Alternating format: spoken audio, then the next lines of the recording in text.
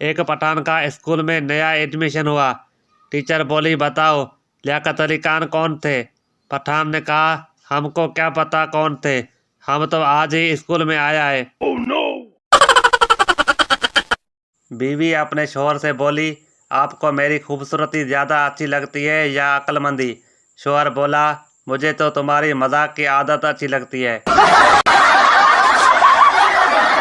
पठान के भाई के सर पर मच्छर बैठा था।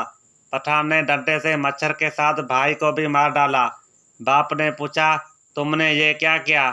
पठान ने कहा, जंग में सब कुछ होता है, एक उनका मरा एक हमारा।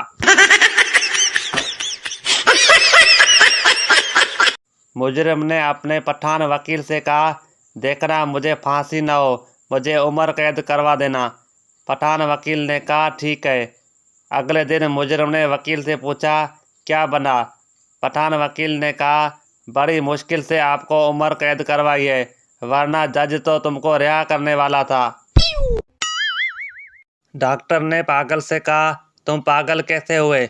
पागल बोला, मैंने एक बेवा से शादी की, उसकी जवान बेटी से मेरे बाप ने शादी की, मेरा बाप मेरा दामाद बन गया, मेरी वही बेटी मेरी माँ बन गई, उनके घर बेटी पैदा हुई तो वो मेरी बहन बन गई, मगर मैं उसकी नानी का शौहर था, इसलिए वो मेरी नवासी हुई, और इस तरह मेरा बेटा अपनी दादी का भाई बन गया और मैं अपने बेटे का भांजा।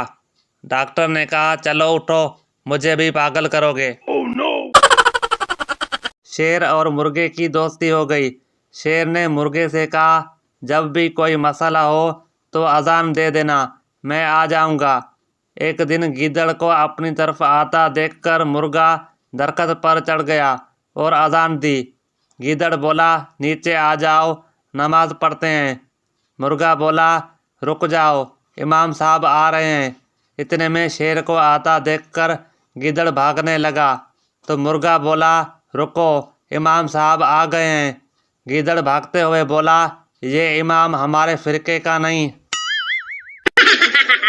एक सरदार ने गली के कोने पर कोड़ा फेंक दिया। थोड़ी देर बाद घूम फिर कर गली में आया तो मेले वाले आपस में लड़ रहे थे कि कोड़ा किसने फेंका। एक शख्स ने गुस्से से कहा, फेंका होगा किसी कुत्ते के बच्चे ने।